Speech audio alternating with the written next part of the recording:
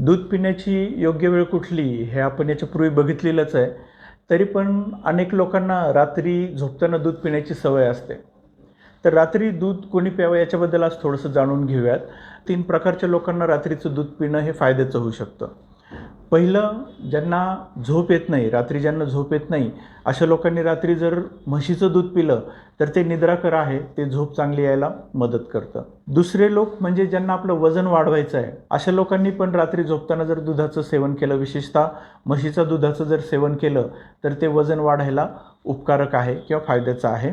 आणि तिसरे लोक म्हणजे ज्यांना पित्ताचा त्रास होतो, पित्ताने छातीत जळजळ होणं, घशात जळजळ होणं, आग होणं छातीमध्ये, अशा जर तक्रारी असतील तर अशा वेळेस थंड दुधाचं सेवन जर केलं रात्री तर ते सुद्धा हे पित्ताची जळजळ, आग कमी करायला मदत करतं. तेव्हा तुमची दूध पिण्याची वेळ नेमकी कुठली आहे ते आम्हाला कमेंटमध्ये कळवा. धन्यवाद. निरोगी भवा.